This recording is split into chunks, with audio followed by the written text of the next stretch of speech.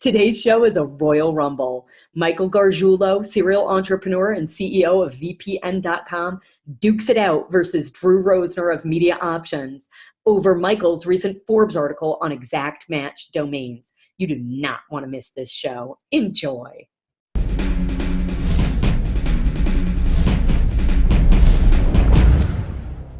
First, serious about online trading?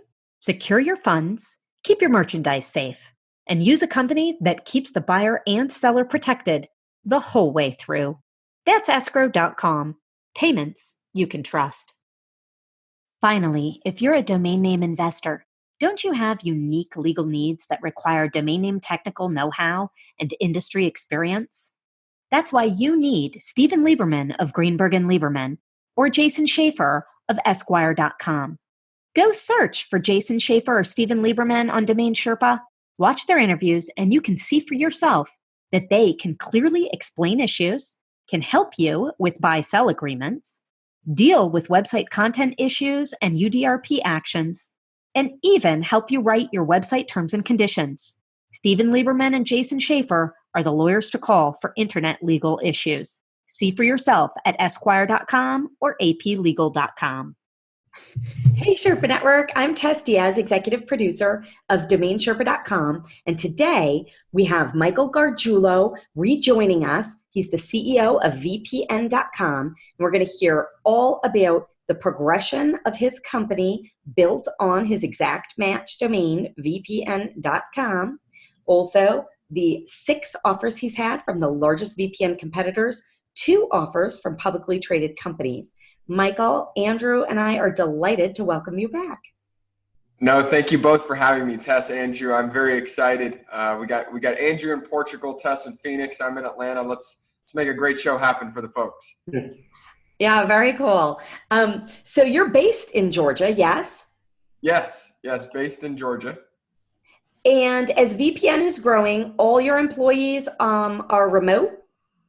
Yeah, we've got a distributed team, just like Media Options and DomainSherpa. We've got, I think, most of the team here in the U.S. and then a handful of contractors in Europe and one in Australia. So we've got a diverse team that the sun actually never sets. So the time zone is somebody's always working on VPN, which is nice as the owner. You wake up in the middle of the night, somebody's getting something done. That's great. Is that going to be the article heading for your next press release? The sun never sets on VPN. That's it. You're picking up what I'm putting down, Tess. Well, your recent Forbes article on exact match domains, I know it was fantastic, and I know Drew would love to discuss that with you later in the show. But first, let's hear about, last time you were on, we were talking about building your company, why you invested 4 years of your time, and then obviously a chunk of your capital for your company on, so you invested 4 years of your time trying to acquire VPN.com. You knew that was key to how you were going to develop your business. And then you had this shift of serving VPN providers as well.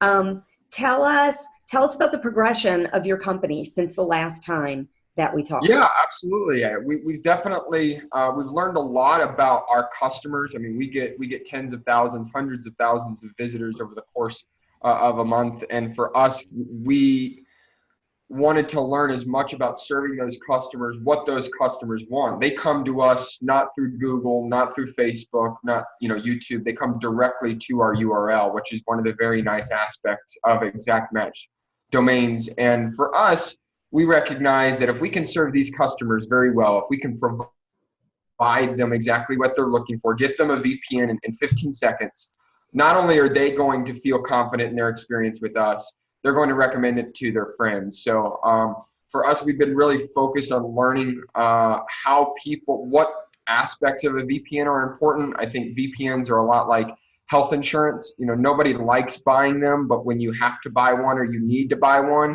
you're going to be interested for the moment and care about, a couple nuanced things on your way to purchase. So we've had a lot of great progress there. We've had several offers. A lot of offers come through really in the last 3 to 4 months that have kind of maybe looked at the Yeah, eight Yeah, 8 offers offers. is a lot. And 2 from publicly traded companies, and the other 6 sounds like from your very serious competitors. Yeah. That's unusual. Well, I mean, the 40% of all domains in the VPN space end in VPN.com, right? So expressvpn.com or nordvpn.com, some of these huge VPN companies that have hundreds of millions of dollars of annual revenue to work with, and in huge teams. You can imagine every time VPN gets mentioned and their brand gets mentioned, they're saying go to expressvpn.com. And that, for us, you would be amazed at the synergies that's created when these companies go out and start promoting and just acknowledging a new entrance into the field. And for us, it was just incredible to see how many people just respect VPN.com. Like they'll say, "Oh, I saw you on TV," or "I saw you, somewhere." We don't have any TV ads, but they saw somebody else that ends in VPN.com. So there's a lot of synergies that I think these companies even recognize they could lean on if they own the domain. So it's a great space. It's growing dramatically, and for us to be able to own this name at this time, like I was saying in the last video, and like a lot of people have said on this show since, it's really great owning the exact match name of your space, because no one else can do it, and you just have this little kind of bubble you operate in as an end user. So lots of good progress stuff. Yeah, very particularly in the security space, you have such instant credibility. Now, Drew, as a broker, so often acquiring domains for companies, from the opposite end, acquiring an exact match domain or a premium domain from a competitor for a corporation. Do you see this as a typical scenario you encounter? Yeah, I mean, it just, natural competition, people see a threat. If you're a company and you're well established and you see a threat from a non-incumbent, you want to remove that threat. And so acquisition is absolutely generally speaking, the cheapest and fastest way of removing a threat or that type of threat. So I think there's, obviously and clearly both a defensive and an offensive strategy to, an industry incumbent trying to acquire VPN.com for all the reasons that Michael mentioned, among others. And it doesn't surprise me, at all. Yeah. And when you're outbound selling a domain to a company with hundreds of millions of dollars in revenue or a publicly traded company, how often is it that they recognize the value before that has been built into a company like Michael's? So say if you're just outbound selling VPN.com and there is no company behind it. I mean, I see that frequently. It's very industry specific. So certain industries are more adept to the benefits and value and ultimately the threat that's represented by the exact match domain. Perfect example is VRBO, vacationrentals.com, right? They were growing at an extremely rapid pace. They were sort of first mover advantage, at least at scale. And they saw that the only avenue for another incumbent in the travel industry, specifically the hospitality industry, specifically the hotel booking industry, the only way for an incumbent, Expedia, to come and attack their business to get market share or have any way of gaining traction or detracting from the rapid growth that VRBO is experiencing was to come into the market with vacationrentals.com, because that is the name. That is what the consumer is searching for. That is what is going to resonate with a consumer in a market, particularly in a market where there's very little brand power. I've said this before. I think we talked about it in the past with cabinets.com and, any industry where there's not a lot of brand recognition. these types of domain names have even more power. So the average Joe couldn't tell you the name of a VPN company.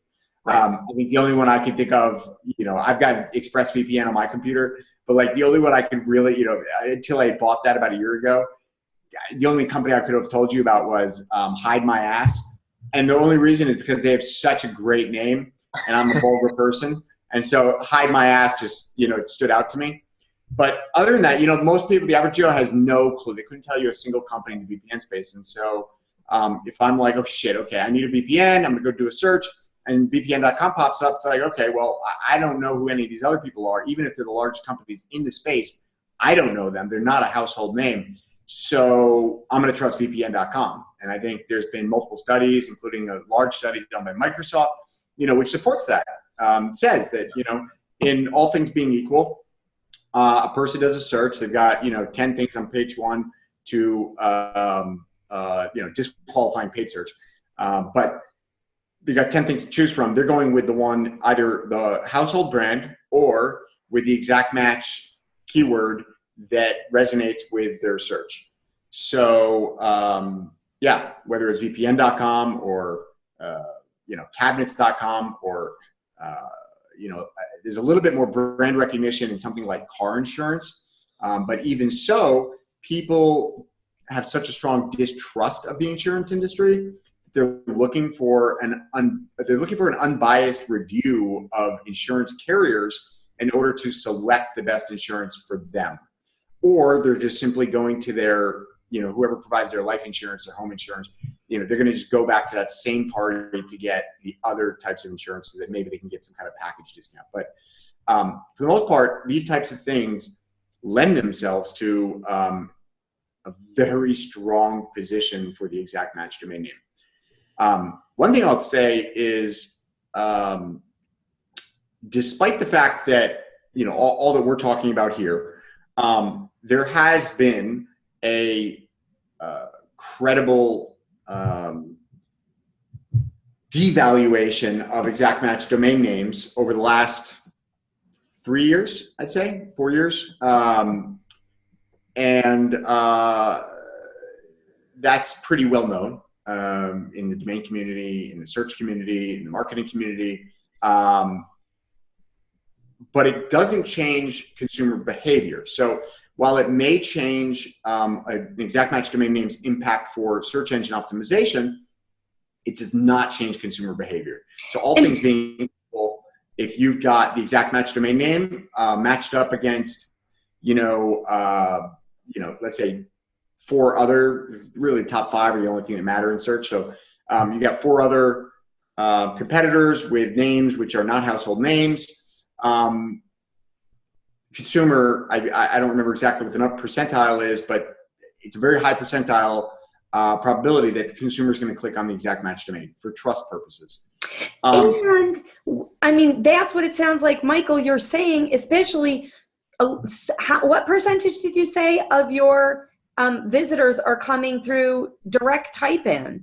Not even through the search. We get, those are typically your best visitors. And I know Drew just spilled a lot of knowledge there, but he definitely unpacked something that we're already recognizing. And that's specifically if our brand is in the top 10 results, or let's say for a moment, we're competing with other PPC ads, generally our URL is going to outperform their URL click-through rate by copious amounts. I mean, by 3 to 5 times. So your click-through rate on customer acquisition based on CPC is also less than theirs is. Most likely. So I'm getting more clicks at a cheaper cost than any of my competitors, and I can say that with near 100% certainty because of what Drew exactly just said, just the consumer behavior of how they process a search, how they process their search results, and what URLs they instinctively trust. This is what I think so many people don't understand about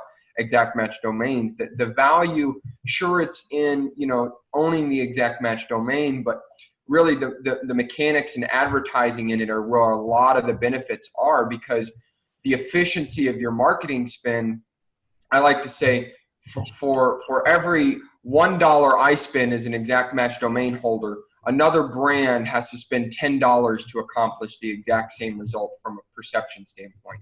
And that's because of the consumer behavior. People instinctively trust exact match domains. And if you give them a good experience, a quality informational experience, and provide them what they're looking for, they have no reason not to trust you. They have no reason not to recommend you when that particular subject comes up in conversation. Competitors start perceiving you differently as you shape out the quality of your brand. You start capturing more impressions, share, and results. There's a whole slew of kind of snowball benefits that really start to happen when you figure out, how to move your brand up in visibility online. And that's primarily done through search engines.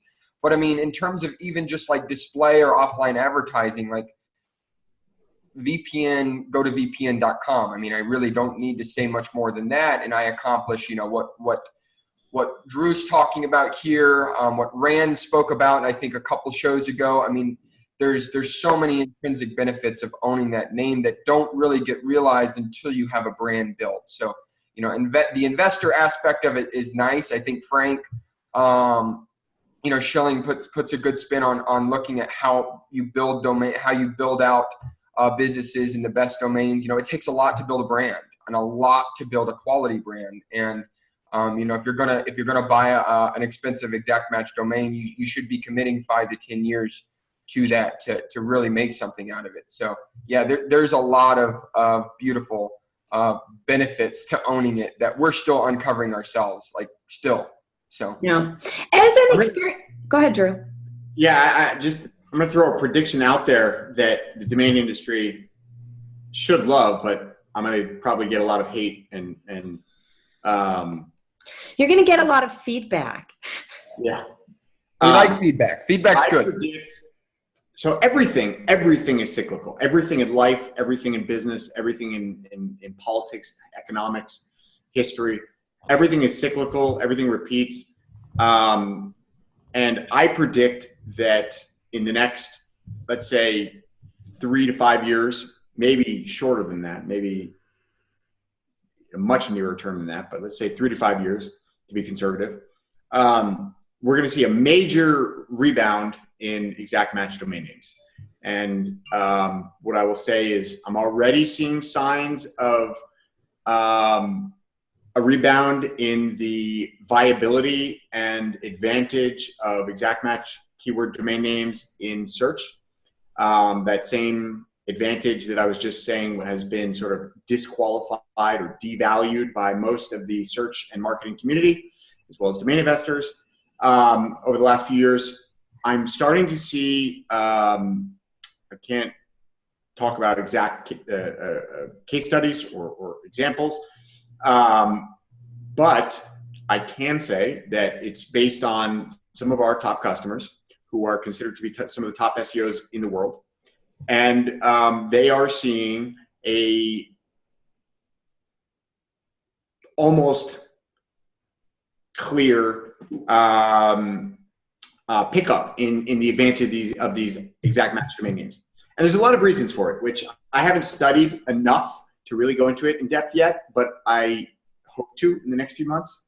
But I'm quite sure, without being certain, but quite sure that there is some major changes coming to Google's search algorithm that, despite all of their shouting from the rooftops that they want to kill the URL and all the bullshit that you read about, there are very clear advantages which are going to play to the advantage of exact match domain name holders. And we are going to see SEO benefits increase from exact match domains over the coming years, if not months. I couldn't agree more. I think I was reading an article the other day about Google wanting to remove the URL completely from their Chrome browser, making the URL pretty much not visible, which would, change, how customers perceive, but there still has to be a way to recognize trust of the brand that you're working with. So the URL is definitely the easiest place to do that. But Yeah, I think the domain industry, I think there was a premium. There was a nice bubble that we rode up for a couple of years. I think right now we're going through a season that if you don't own the best names, you're hurting right now. You know, your values are hurting, your offers are hurting, the regularity of both are hurting, and it's tough to figure out, you know, do I keep this one? Do I sell this one for more? You know, is this the last offer I'm going to get on this name? I think the domain name is the easiest way to establish a quality brand. Like, it's the first decision a brand has to make when they come online, right? And if they make a right decision, you know, everything that Drew and we just touched on about customer behavior is never going to go away. Never will it go away. So if you take the right approach, you can capitalize on that aspect of consumer behavior. But if you don't or you don't own a name in that space, you're obscure. People won't know you. I mean, imagine there being 10 to 100 times the amount of competitors in your space today, in 100 years than there are today. 10 to 100 times of your competitors. That means there's going to have to be some way that the companies that are winning bring in permanent differentiation. And that typically is done through brand, through location, through a patent, you know, through something that can be forever and always your asset. And domain names, I think, will be that over time, because we're just going to run out of options. You know, there's only going to be so many, you know, variation. Well undervalued and well underappreciated. Yeah. And when brands, you know, brands are already recognizing this, and I think this is why you're starting to see a comeback already. They're just understanding the value of, hey, we could go in and drop 50, 100, $1 million. That's not the reason. That's not the reason. So the reason is directly correlated to Google. And the reason, so there's two sides to this coin. So one is, why does Google want to kill the URL in the first place? And the reason is because Google wants to be the gatekeeper, just like Facebook wants to be the gatekeeper, just like every other third-party intermediary wants to be the gatekeeper of traffic, because traffic is the currency of the internet. And what's the precursor to traffic? Trust. So ultimately, trust is the currency of the internet. And so Google wants to kill the URL because companies, people, anybody who wants to cut them out, who wants to establish their own direct link to the consumer, to their audience, to whoever it is that they want to use the internet to connect with, the best way, the only way to do that without entrusting your brand, your message, your traffic, your data, and everything else to a third party is owning your bestversion.com domain name. It is the only single way in today's world to have a direct control over your single point of contact with your consumer and your audience. So that is why Google wants to kill the URL, because they want all the traffic to come through Google. Naturally, that's inherent, particularly in any, you know, a beast like Google. So, however, all of that being said, Google needs to do what they set out to do from the beginning, which is provide meaningful semantic search to customers to provide them what they're looking for. And ultimately, one of the best ways of doing that is parsing out what they can from the URL. And so Google's been, you know, sort of a big believer in these new GTLDs. They've been supporting it. They've launched some of their own. And ultimately, the only way to make new GTLDs work is to parse out the keyword to the right of the dot. And so even though they say right now they're not taking the left and what's to the right of the dot and, you know, and joining them to establish exactly what is intended by that URL, the evidence suggests otherwise. And as we're seeing in .net, .org, and .com, exact match domain names, 2 words, 3 words, there is an increasing advantage that's seemingly coming about. And so who knows? We'll see where it goes. But there's a whole bunch of different reasons, all having to do with Google. Well, and God stopped making premium domain names. You know, I mean, there's only going to be one VPN. There's only going to be one media options. There's only going to be one identity.com. I mean, there's my dad used to have this saying. He was in real estate and he would buy property, and you know, he might overpay in some circumstances, but just like great domain names, okay, you know, I overpay a little bit here, but I'm the only one guy that can ever own this particular asset. And there's no way you can buy a competitive advantage like that. I mean, the reality is that that's what you're buying. Like, your URL is your address, and you're basically making that address a competitive advantage, permanent competitive advantage. I guess it's an absolute advantage for our economic listeners, but it definitely is something that you can hold on to forever. And, you know, for VPN, it has been, something that you leverage with competitors, something that you leverage with stakeholders, employees, partners. It bakes customers. It bakes into all of their perception, like Tess was saying, instantly. And I think brands are not. They're going to soon recognize, and I think this is what you're alluding to in some way, Drew. They're recognizing that is the cheaper option. Buying a quality brand, that is a cheaper option to quickly establishing a brand than trying to invest in the mechanics and traditional route of content and all this, that, and the other that you know, good brands are supposed to do. So buying a great name can send a lot of that out the door. Still got to do it, but I'm actually not even talking about brands. I'm not necessarily talking about brands. I'm talking about supplemental domains primarily that support a brand, that are more industry specific, product specific, service specific, you know, that play a supporting role to what the brand might be. You know, so for example, you know, Casper mattresses, you know, great brand in Casper.com, but it doesn't tell the consumer anything about any consumer who doesn't know that Casper is a mattress brand doesn't recognize them when they do the search. But they do recognize, you know, mattressreviews.com, right? And if they go to mattress reviews or mattresses.com or whatever, you know, I'm just making this stuff up. And they click on that, and then boom, here's Casper. Well, now they say, oh, Casper, trusted brand. I'm gonna go to Casper. I'm gonna buy my mattress from Casper. And so, whereas that was the play in insurance, in mortgages, in everything leading up, right up until probably the peak was around 2012, 13, 14. That has basically all but gone away and is no longer the strategy for most companies. What I'm saying is that that's about to change, in my opinion.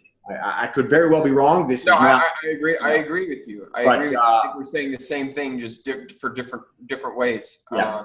And I think at the end, it's the great name. You know, I mean, there's many benefits to that. Domains are great for many reasons. Domains are great for defensive purposes, offensive purposes, and there's a whole bunch of supporting arguments on all sides of that. Ultimately, the reason that domains are great evolves, it changes, but it's cyclical. And so all I'm saying is that I think, you know, for certain reasons that used to be true, I think we're going to see those same reasons become, again, a newly supported argument for how great domain names are. So I have a question, if I may. So Drew, you were talking about vacationrentals.com and how VRBO proactively saw that as the only real threat area for them, and then, you know, looked into taking action accordingly. Michael, do you think with VPN.com, do you think in that space, which, you know, is such a techie space, you would think they would be really aware, I guess that's a different tangent I'd love to talk about. You know, a lot of the tech space, it doesn't mean that they fully understand domain values or domain impact. But do you think that VPN.com was on their radars and it was just your tenacity and 4 years of follow-up that let you acquire it? Or do you think they missed it altogether, and once they see now how well you're growing and developing, now they want to take care of the threat of your company? I think that threat, you know, a perceived threat will grow as we grow, and that is directly correlated. I think any good buyer is going to have to hang in there through being shopped. I'm sure our negotiation was being shopped around to anybody that the seller thought would pay more for it. He's incentivized to get the most money for it, right? And I could come along and give him X, and he's going to make sure that Y could never be greater than X. And just to clarify, you're talking about the seller of VPN.com, the domain I'm sorry. Yeah, before you started seller your I purchased it from. And I think Drew can attest to this as someone who brokers pretty regularly, but it definitely is helpful when you have a broker. There's not as if you can build rapport quickly with the buyer or seller, it's much easier to establish that trust in a negotiation. So if you have an interested party, let's just say for a moment, an interested buyer, and Drew's able to build rapport quickly with the seller, that transaction can happen in a matter of hours, if not a couple days. Sometimes what happens is, especially for larger domains that are worth a lot of money, they're going to want to really make sure that they're getting the premium that they think it's worth. And a lot of times that means you're going to get shopped. And that's why when you are looking at buying a name, particularly an expensive name, have your paperwork ready to go, have your money situated, have your broker, polished up and understanding how to represent you best if you have one, and be ready, because once they agree, you don't want any more time lingering in their mind to, well, I wonder if I go, ask so-and-so who emailed me, X amount of years ago, hey, is this something that they might be of interest? Because I know for me that happened in just about every domain I've ever bought over $100,000, and that again just kind of lends itself, I'd say, more to the price point and less to the, the experience or the approach that a broker or buyer has. So these people who own expensive domains, they've owned them probably for a long time. They know what they own. They typically know what they want. And if you come in there and give them what they want, you're not going to, I would say, deal with a lot of back and forth. If you're coming in there and trying to make a deal, that can be a risk as well. Losing the domain can, it could change your business forever. It could change somebody else's business forever. So you got to be delicate with how you approach that and have your ducks in a row before, kind of going to that first point of contact. Yeah. A bit specific, more specifically to Tess's question. Did the other players in the industry miss the opportunity? Were they just not paying attention, or they didn't care? And the fact that the answer is nobody gives a shit. Okay, Google doesn't give a shit about search.com. Apple doesn't give a shit about phone.com or about tablet.com or about they don't care. Nobody gives a shit. These companies are not in the domain business. These companies are in the product or the service business that they are in. And the only thing they care about is defending against competition and growing their own business. And the domain name is completely and utterly irrelevant to them until you are something new or a threat. And that domain could have been sitting online with a $49,000 buy it now price tag for 20 years. And you could have emailed every single CEO and marketing director in the VPN industry and said, hey, I just saw VPN.com. It's got a $49,999 buy it now price tag. You should buy this domain. And not a single one of them is going to click that button. Not one, I swear to you. It's not until you come to them and you say, hey, your competitor is about to buy this domain, or hey, look, this guy Michael's built this VPN review site, and you're number 38, and your biggest competitor is number 2, and they're getting 70% of the traffic, and you're getting jack shit. And this VPN guy, he's getting, 50, 100,000 visitors a month, and 2% of those are qualified leads. That means your competitor is getting whatever that is, 140 convertible leads per month, and you're getting jack shit. what does that mean? Okay, so you extrapolate it out. I mean, I don't know what the average ticket is, but like just say $50 for a run, call it $100, make it nice, easy, round numbers. It's like $100, 140 leads a month. That guy's generating $14,000 a month in extra revenue that he's spending zero money on. And the only way that you're going to compete is to buy VPN.com and take that traffic, right? And so then it's very easy to say, okay, so, and I'm just making up numbers here, just for illustration purposes. But it's like, okay, well, I'm going to immediately get $14,000 a month in leads that convert that I didn't previously have. My cost of customer acquisition is going to be reduced. Never mind all the other benefits of paid search and offline advertising, et cetera. Forget about all that. Just purely on a business cost reduction, customer acquisition cost reduction process. You're reducing your customer acquisition cost and creating a sustainable, what's the fastest way to increase profits? Decrease expenses. Way easier than new sales, right? So if you can decrease your expenses, which is decreasing the cost of customer acquisition, now you've got $14,000 a month. Okay, that's $150,000 a month. How many years do you want to put on this? I mean, you've got an asset, right? This isn't an expense. You're buying an asset that will continue to produce a dividend for your business. What kind of multiple do you put on that, right? And then extrapolate it out, and that's a very, very clear way for somebody who doesn't understand domains, which is basically 100% of CEOs and marketing directors in the world today, and explaining to them how this domain is going to affect their bottom line and why they not only shouldn't ignore it, but they can't afford to. And so the answer is they didn't give a shit until you became a threat. That's just the fact. The domain name is irrelevant to them until you became a threat. Well, and I think the other, I agree with that. I think the other end of that is a lot of the people that I've spoken to that have made offers on the name since we bought it. They definitely recognized it was no longer a resume. Like previously, the page was parked to some dude's resume, and they recognized a new threat, a new person coming in and doing something with this name.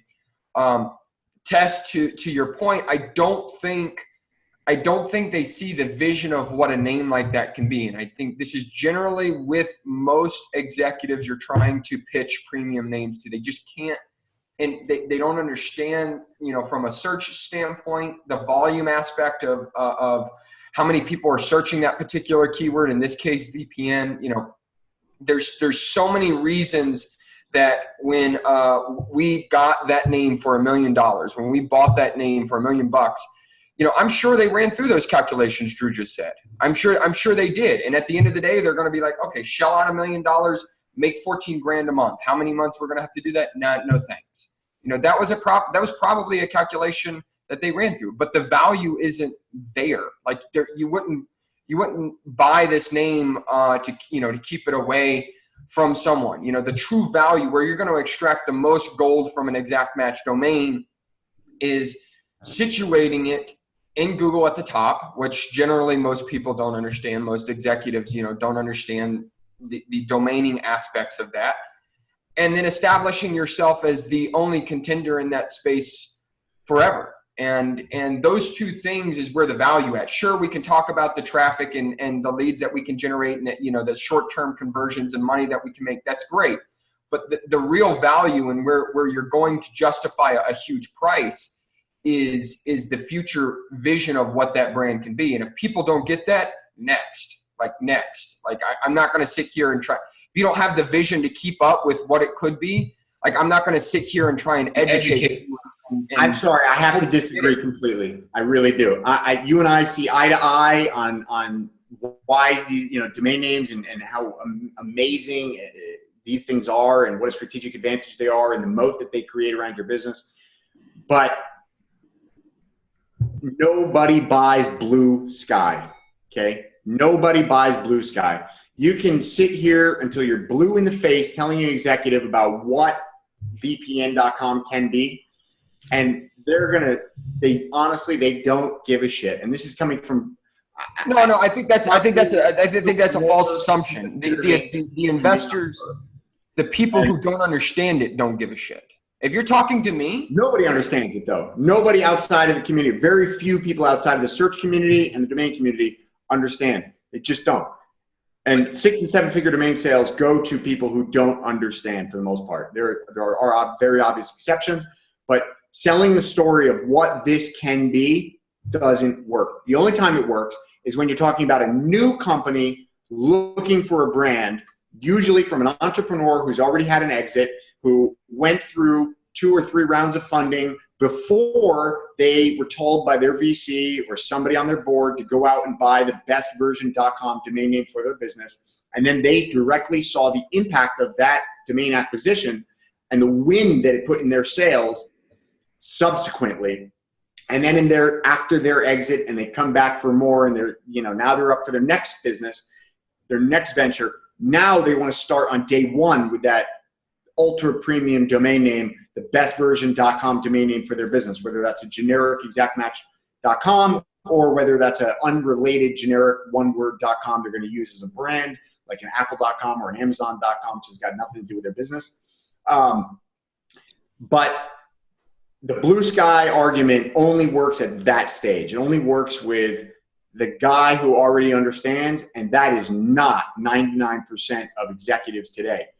But that is Michael Gargiulo. Michael, you're an experienced entrepreneur. Well, I think Drew makes a great point there. I mean, I think the people that understand it win. And if that's a very small portion of people, then those small portion of people are going to win over the long term. The people that understand how to establish a quality, .com brand online, they win. Now, I agree with Drew in the sense that most people don't understand what something can be. Most people don't have grand visions. Most people don't have visions beyond like a year, maybe 3 years most.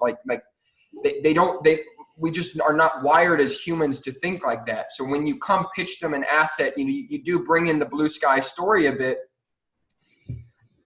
It's not really the language that they're running in. That's not how they look at their business. That's not how they look at the potential of their business or the space that they're in. But if you get somebody, it's just not how they're measured. It's not how the reward system in corporate America works today. I'm a marketing. Right, you're not incentivized to think like that. I can spend my money on whatever I feel is going to help me achieve the goals that I need to achieve within the budget I've been given for this quarter. And unless you can show me how this acquisition is going to fit within that box, I don't know how to make it work for me, because my incentive is not to overspend my budget or blow my budget on something which won't have a direct impact to my bottom line, which causes me to get my budget renewed, causes me to get my bonus at the end of the year. And there's no vision in what Drew's saying. Like, most people don't have that fortitude to be like, wow, okay, like the media options, you got $1.5 million on identity.com, right? It's going to take somebody that has a vision for what identity.com could be. You don't know how much we got for identity.com. No. I think Michael thinks it's still for sale. Oh, it's on the homepage. Yeah, I'm like, oh crap, I'm going on there and removing it right now. Okay, well, false. Okay, just for example, that was identity.com. $1.5 million. Whoever bought it has a vision of how they can make $1.5 million and $1 at least, or they think it's just they're going to be able to flip it one day and sell it for more. Great. The incentive of them making money is there somewhere. But they have a vision that they believe it is worth that or more. And you're not going to find someone like that at that price point if they don't have a vision of what it could be, whether it's through subscription revenue, whether it's through identity, theft comparisons, whether it's through something. The business model is there, but they also have the vision of the brand. And that doesn't happen often. I agree with Drew in a sense. So in the case of identity.com, and I actually hope to get Vinny Lingham, the CEO of Civic, who acquired identity.com. I hope to get him on this show to talk about it. But he is one of the few who understands these domains and the strategic advantage it creates. And very, very, very specifically in his field, which basically all revolves somehow around identity and know your customer and, identity assurance, essentially.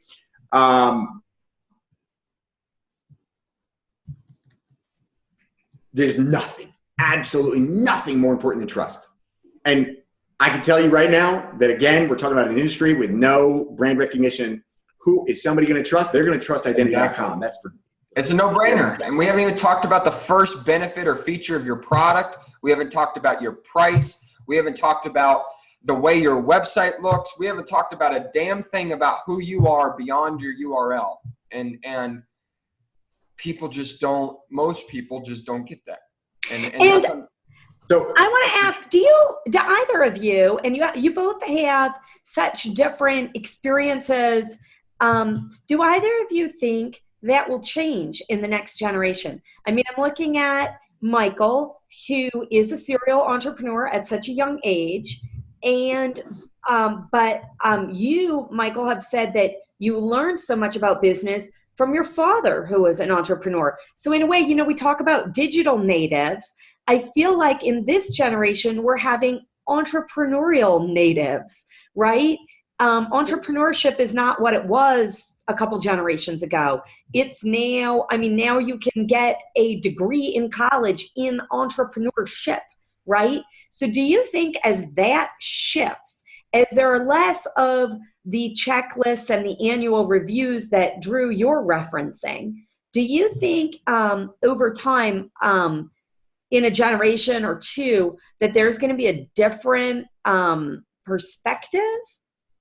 I think that 1% will just grow. It's like most cases where there is a 1%. That 1% is going to grow. The people in and around that 1% and those communities of that 1%, they will take that knowledge and grow. So maybe it becomes 3%, maybe it becomes 5% of entrepreneurs out there.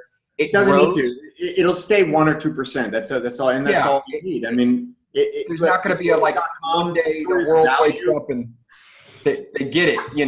They get it. But yeah, Drew. Exactly. It'll stay a small amount of people who understand this. There's not going to be a light switch day where, oh man, domains are where it's at. That's what we need to do. But it can't be more, right? So everything is relative, and so you have. 1%, I always say 1 to 2% of .coms are inherently valuable. And I think that's probably about accurate, somewhere in between 1 and 2%.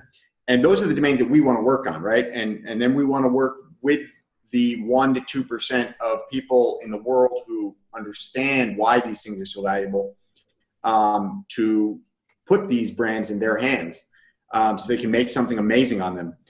And it will likely never be more than that. But that's, there's only certain ways to create value. There's only so many ways. And this is one of those ways. Proven way of creating value. Well, the most proven way of creating value in human history is scarcity. So scarcity is, it's just, it's a certainty. So if you have something which is inherently scarce and there's no way to alter that scarcity, then you will, by definition, as long as there's demand, there will be, even if there's a 0.00001% increase over time in demand, you will increase the value. And I can tell you firsthand that the premium, the 1 to 2% of .com domain names which are left, premium domains are being decreased. Over the next 5 years, I think we're going to do 5x the number of companies that come online. 1 to 2% of those businesses are going to be people that get it. They're going to be the standouts. They're going to be the 1 in 10 startups which don't fail. And then 1 in 10 of those startups which don't fail will be the people who get the value of these .com domain names and will step up and take the risk and have the inherent advantage. And that is all you need. That 1% will drive exponentially, because it's compounding, remember. It will exponentially increase the value of the .coms that you're left. It's very simple math, in my opinion. Yeah, and all the domains are already bought, right? Take the people that own these quality domains that Drew's talking about here, the 1%, the cream of the crop, they're all gone. And I would say generally, let's just say 3 and 5 or more are owned by people who know what they want for it, or have experience in and around the space. So you're dealing with a set of owners right now that is not going to accept a price lower than what the 1% of businesses that Drew's describing that get it would pay for it to begin with. So it's not like, one day all the .coms are going to drop and we're just going to, go free for all back into the, world of no registrations. It's going to, somebody's going to have to be able to justify the price of the current owners. And it's the only way that's going to happen is you get what we're talking about. If you get the value of what it is, what it could be, the competition in your industry, and how pretty much everything from your product to your business model to your profit is being compressed and eroded at unmatched, never before seen rates. And your domain can be the defense, or a critical defense to that. Of course, backing it up with a quality product is important and vital to the best brands, but your domain can certainly assist in your business getting that wind under its sails. And a lot of people who come on the show, I love the show because it's just so meaningful with these entrepreneurs. A lot of people that come on this show get this, and understand the value of it. But most entrepreneurs, executives out in the wild, like you say domain names and they're like, that doesn't really excite them. And it's unfortunate because there could be so many better businesses. There could be so many bigger businesses out there if people just simply built the same business they built, but on a better domain. And, a handful of people will understand that. So let's talk real quick, Michael. You had an article in Forbes recently, excellent article about exact match domains. I think, you've certainly learned so much over your years of how many 6-figure and up domain acquisitions have you done over the years about? Oh, goodness. I'd say less than 10, probably around between 5 and 10. Six figures, only a handful. VPN, let's see, Cool Math, a couple other domains that I was either helping someone broker or using myself that wound up just buying and holding. So I like the idea, and I think a lot of domainers, I learned this lesson the hard way. I like the idea of just buying a great name and only one name and focusing all my energy there. A lot of domainers, we come from backgrounds, we tinker.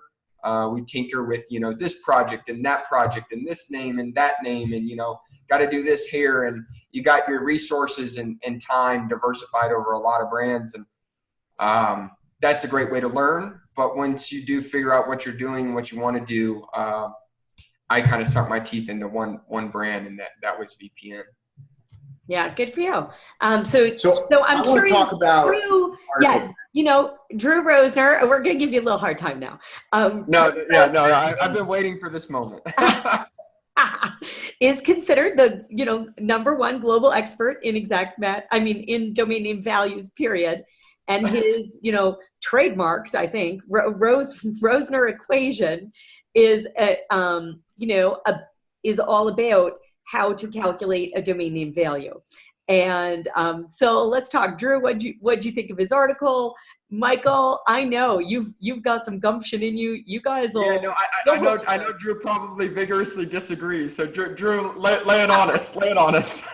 No, so here's the deal. So first off, I commend you for putting out the article, and I think that it's an amazing stepping stone for the domain industry as a whole to have a data-driven approach to domain valuation on a medium like Forbes.com, right? For Forbes to be publishing an article about first off, that these domain names have such value to begin with, right? Because it's easy for us to make that assumption as a baseline to say, great domain names have value, right? Great domain names have a lot of value, right? That for us, most of the audience on this show, that's a baseline, right? That's just something which is understood and principled, but that's not necessarily obvious to the rest of the world, right? And so to get that article out there for Forbes to be publishing an article that says these domain names are inherently valuable, first off, and then to say here's why, and then have a data-driven approach to assessing that value.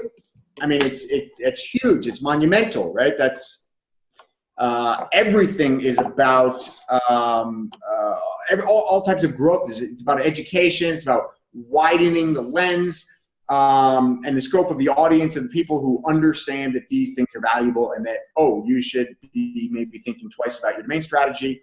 Maybe don't think twice about, spending a lot of money to buy your bestversion.com domain name. Just do it. And here's all the reasons why, and here's the data to support the value, right? So monumental, huge, absolute giant building block for the domain industry as a whole to have that out there. My disagreement is in the formula itself, right? So I have a much more sort of rigid and involved formula with a lot more variables, but a lot of that's not necessary, and it's too complicated for the broader audience to understand. Fortunately, it seems like most of even the domain community doesn't understand. But one thing that I think you got wrong is, first off, assigning a $1 CPC is silly because it doesn't account for competition, doesn't account for the value of certain keywords over others. It doesn't account for a lot of really important factors that go into the value of a name. Secondly, I think that with the time frame that you're talking about, so you're saying that the factor, the multiple that you should use in assessing the value is how many years will it take me to get to be number one in Google. And first off, that's very subjective and a number which is essentially impossible to calculate. It's purely speculative, which takes all of the strength of a data. The reason it's so important for the industry to have a data-driven approach to value is that value, that which can be measured, can be improved, right? And that which can be measured can be, what's the expression? That which can be measured. No, I think that was, I don't know, Drew. I'm going to have to leave you out with no life raft. You need a metric. You need to be able to have an immutable way of measuring value, right? It's like the baseline for any asset class. Now, when you put a subjective measure into that formula, it eliminates the purpose, it eliminates the viability of that formula itself. So I think that trying to extrapolate out how long it'll take you to become number one in Google is a false friend, let's say. That's not the number that you want to lean on. The number to lean on is what we talked about before. It's about the cost of customer acquisition or audience acquisition, whatever your purpose is, okay? Reducing the cost of customer acquisition is the only thing, and when I say customer, again, we're talking about audience, we're talking about how do we get more eyeballs, and reducing the cost of getting more eyeballs on your website is the underlying measure of value. And if you can reduce the cost of eyeballs, then you are creating a delta which can be measured and extrapolated by a multiple, which I always call it, a standard business multiple. So it depends, again, that's industry specific. So there's a degree of subjectivity here, but it's a subjective value which is clear and apparent to whoever is measuring it. So if I'm in the car insurance business, I know what my reasonable business multiple would be. If I'm going to go out and buy a small insurance agency, I know the multiples that I'm paying to buy that agency. The reason I'm buying that agency is to widen my reach, take out a competitor, whatever the reasons might be, but there's a multiple which I can assign, and that multiple carries over to this formula. So even though it's subjective, it is clear and apparent to whomever is calculating it. And so those are really the two, which are kind of big, since I think you only had 3 variables. But I think 2 of the 3 variables are off. I think you're looking in the right direction. And I think, like I said, I think that just getting it out there as a hypothesis is a massive stepping stone. It's huge. So I'm giving Drew his life raft. That which can be measured can be improved. Can be improved. Yeah. Okay, and who said this? I don't know. I said it. No, I said okay. I think it's just a saying. I don't think it's a quote.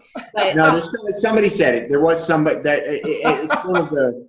Okay, now I'll Google more. But Michael, I mean, seriously, Michael, you're a baller in what you've done, what you've accomplished, and in writing this Forbes article, and in insisting that Drew be on this show because you knew he'd. No, I knew Drew. I mean, challenge your perspective. The Rosener formula was definitely something I took a long, hard look at. I think Drew, where I agree a lot with what Drew just said is the audience factor. I think the problem with the audience factor, if lower cost real value is, then that only matters if you have a lot of traffic to convert the customers from anyway. So really CPA is a byproduct of your web experience, of your traffic.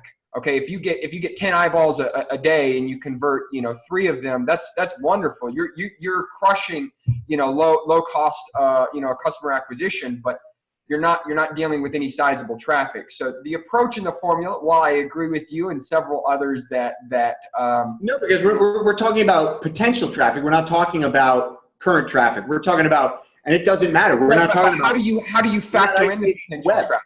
That's what I tried to, and I agree with you. I think there could have been because all other things are constant, right? All other things have to be assumed as constant, right? So let's just use VPN.com. So let's just say you're well, since you already own VPN.com, we'll let you be the owner. But let's say I'm Joe's VPN.com, all right? And you're just VPN.com. And you and I are competing for the same traffic, whether that's on the web, radio, billboard, magazine, industry, newsletters, whatever it might be. However you and I are going about waging war on each other. Well, attracting customers. Whatever we're doing, whatever we're utilizing, whatever tools, channels, mediums we're utilizing to bring customers or audience to our business, the cost of that has to be considered a constant, right? Because it's going to be the same for you. The cost does, but the total addressable market, the TAM of what you're worth, like the total amount of eyeballs, like there has to be a way to quantify what that is. Now the search volume. Say what? The search volume, yeah, and that's what we did. Now the cost of that, from a CPC standpoint, I agree. $1 when I was working with Forbes, what was brought up time and time again was that this has to be for the domain industry, but at the same time for the broader audience. So I didn't get into the nitty gritties in this particular article of breaking that down. I agree with you. That was probably the wrong approach for the article in terms of saying $1 CPC was right, but you have to have both. You have to know how many eyeballs you're working with, like the total amount of eyeballs, like not just the eyeballs that you're getting today or you could be getting if you were advertising, but what's realistically the total amount of eyeballs. Search volume captures that. Then what's the cost of getting those search eyeballs there? If you want to get super technical, well, if I run a paid ad is only going to get clicked on 1 in 4 searches. If I'm at the top of Google organically, I'm only going to get clicked on maybe 4 out of 10 times. So, my formula counts for that. Yours doesn't. That's true. That's true. But at the same time, what I also factor in is the time element of getting to that. organically. The time element of maximizing the value. The time. No, wrong. So because mine accounts for that on day one. The only thing that matters is your approach. But you're saying it's automatically there. I'm saying there has to be. Let's say but it's not. So you can take the organic route, right, of building up to be organically number one in Google. Okay. Correct. Which but there's you can a time also delay just off. buying that traffic tomorrow. I can go out and I can start buying traffic tomorrow. And my cost per click, or your cost per click on VPN.com will be lower than my cost per click on Joe'sVPN.com. That delta is measurable. That delta accounts for a lower cost of customer acquisition. You're going to have a higher click-through rate. You're going to have a lower cost per click. That can be extrapolated out, again, exponentially, not because it compounds. And that creates a number. That creates a factor. Now, multiply that sometimes a reasonable business multiple, and there you go. There's your value. And what I've always argued from the beginning is that this is not a complete value. This is basically, you cannot. I've never found anybody who can argue with me and tell me, no, you're wrong, right? You can not agree. You can close your eyes. You can close your ears. You do whatever the hell you want to do. But these numbers are fact. They are unarguable. They are, it's fact. And so what goes up and beyond that value that we can establish and make a foundational and data-driven argument for and convince people why this domain has the value it does. What goes beyond that is some of the things that we discussed earlier in the show, right? So doesn't account for, if I put a VPN.com on a billboard, on a highway on the 405 in Los Angeles, I mean, you're going to get a high conversion rate versus Joe's VPN, right? The same metrics which apply to web traffic can be applied to other traffic. I don't know what the conversions rates are versus web traffic. I don't know any of that stuff, and which is why I don't incorporate it into the formula. And again, the type of advertising that can be done off web is going to vary based on industry, which again introduces subjective data points, which I don't want to deal in. So, but when it comes to traffic, I mean, I'm talking about day one. I'm not taking any subjective elements into account. I don't care if it takes you 3 months or 3 years or 30 years to get to number one in Google.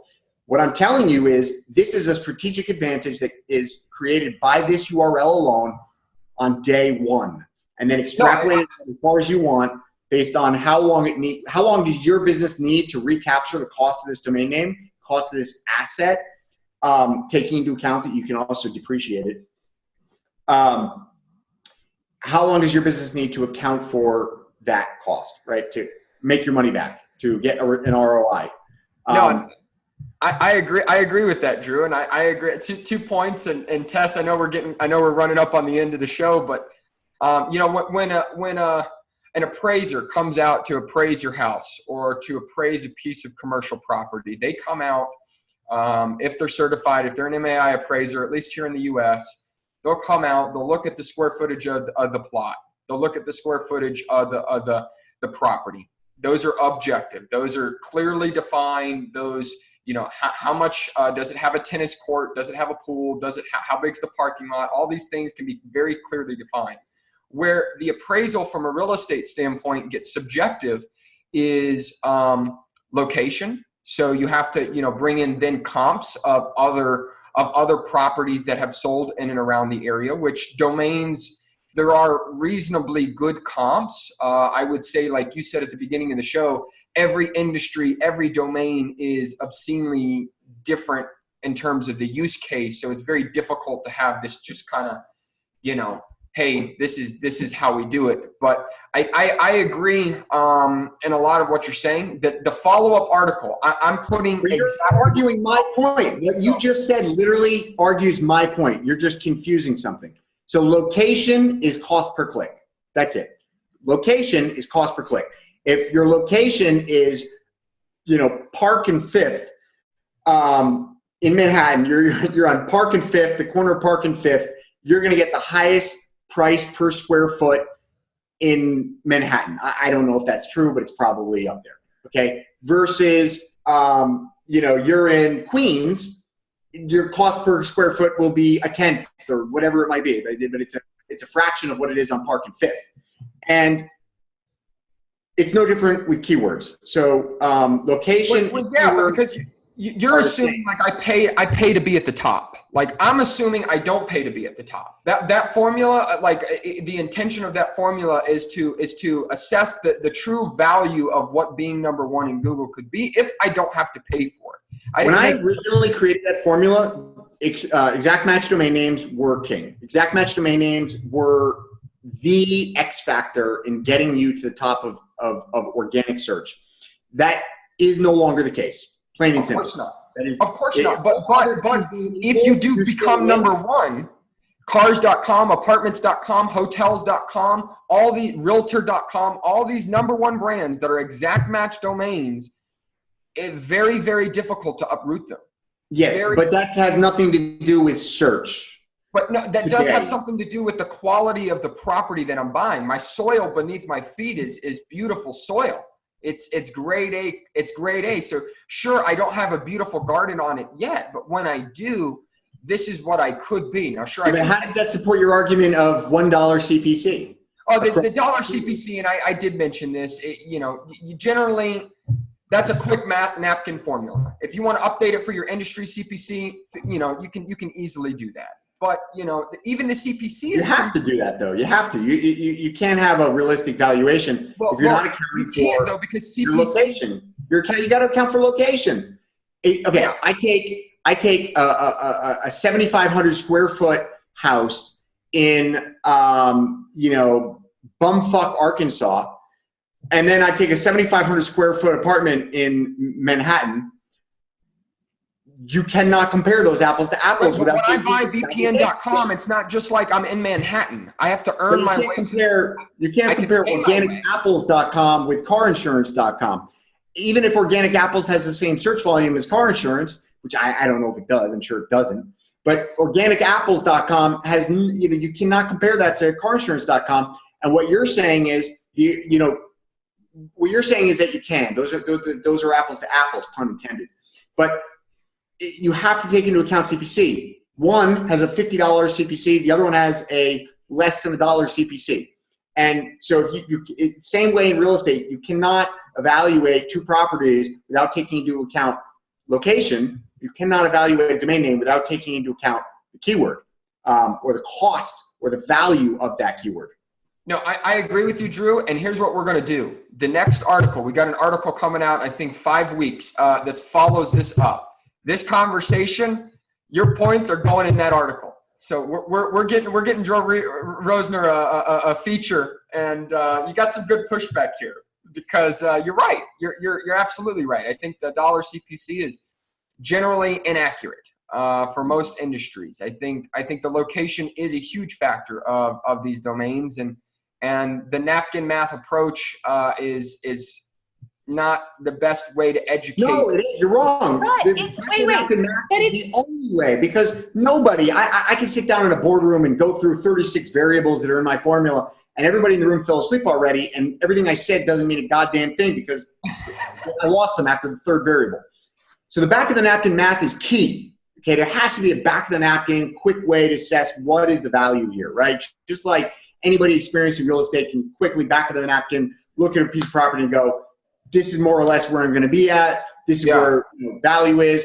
It's a good buy. I'm going to do it, right? You have to have those instincts. You got to have that quick back of the math or back of your head formula that you can rely on to make fast decisions, okay?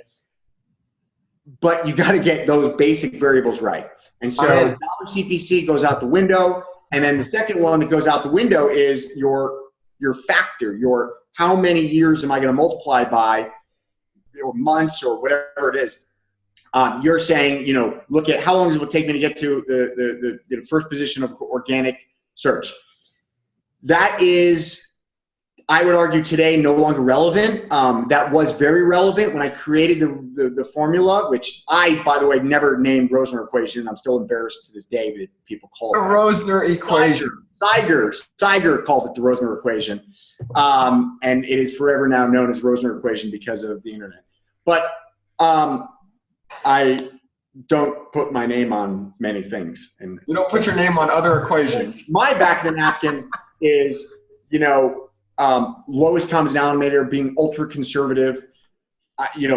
1 year, right? Like I just want to establish for somebody what is the absolute no-brainer 1 year. If you can make you cannot introduce me to any businessman, well, at least no businessman who will have any success in their life, who wouldn't make an investment blind if they weren't going to get a 1 year ROI. If you're going to make 100% of your investment back in 1 year and then have the perpetual advantage, cash flow, whatever it might be that is introduced by that investment perpetually or beyond the first year where you made your money back, I mean, you got to be brain dead to not take that investment every time, even with your eyes closed. Okay. So if I say to somebody, look, here it is, here's the back of the napkin math, super, super conservative, way off by a factor. Okay. Maybe the magnitude, but back of the napkin would be like, take your search volume, take your cost per click, take your click-through rate, take your lifetime value. So time value, your payback period, basically.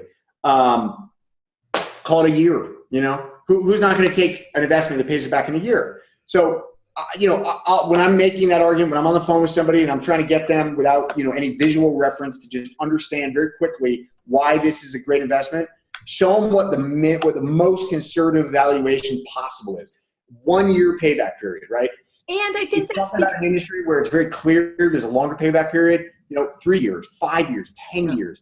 And it speaks to the simplicity. And it's funny because domain names in general, having VPN.com also speaks to the simplicity. I did look up our little quote, that which can be measured can be improved. It's actually from Peter Drucker, who's like the father of management. And his second most famous quote makes me think of you, Michael. Management is doing things right. Leadership is doing the right things. Now, when you were on our show last, you said in your plan was world domination. And here you are clearly doing the right things because eight offers already on the table, very qualified offers. What do the next 6 months, year look like for VPN.com? And for you, do you have other entrepreneurial endeavors? Is 100% going into VPN? But what does the next 6 months, year look like for you? Where are you on your track for world domination? Yeah, so I think continuing to write about domains, I think just meeting and talking with people like you and Drew and just staying fired up about the story is definitely something that I'm continuing to enjoy and write about.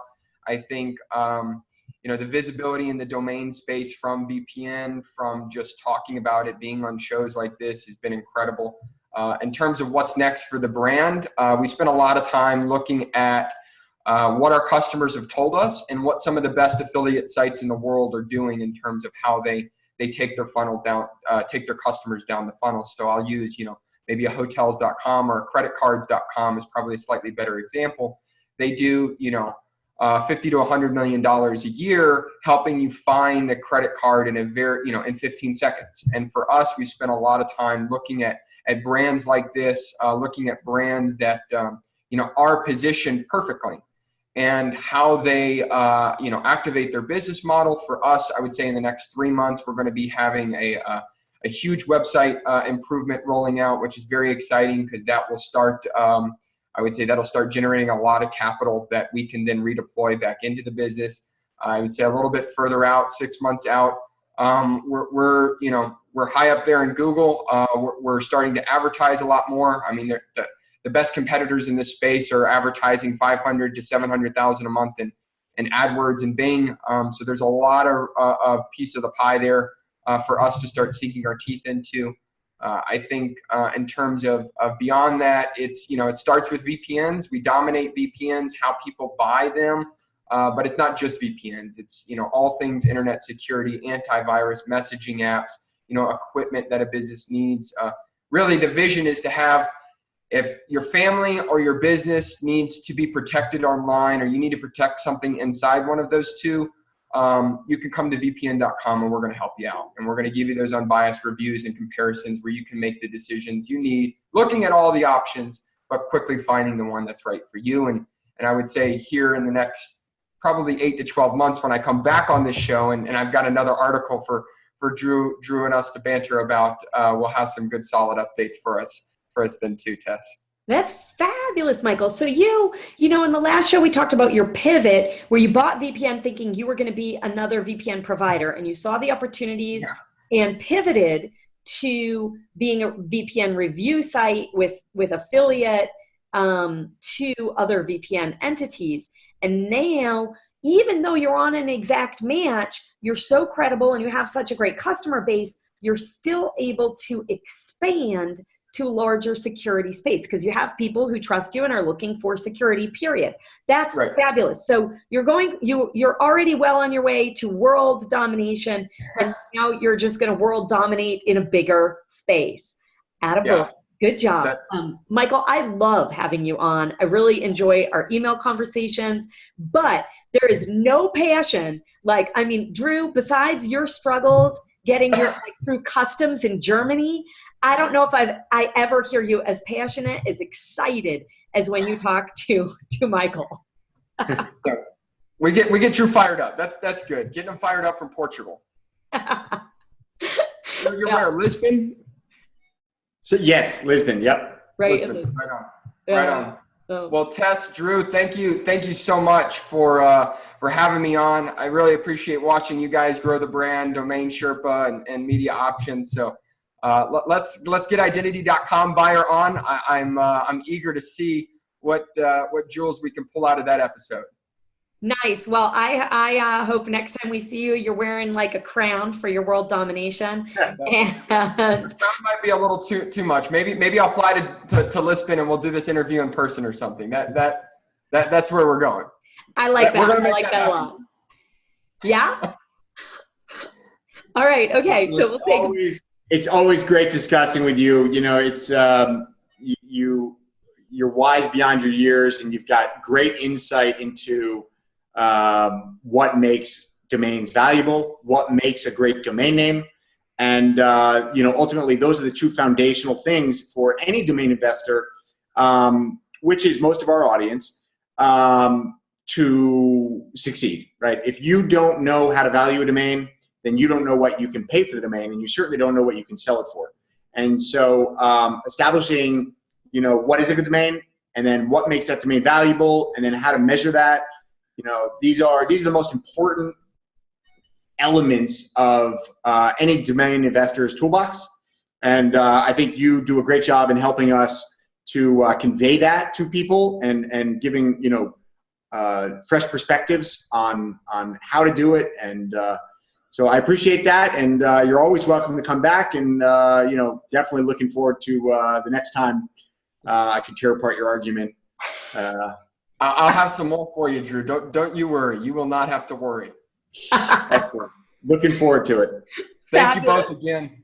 Thank you for coming on. Thanks, Drew. Thanks, Michael. Talk to you next time. Bye. Okay. Bye, guys.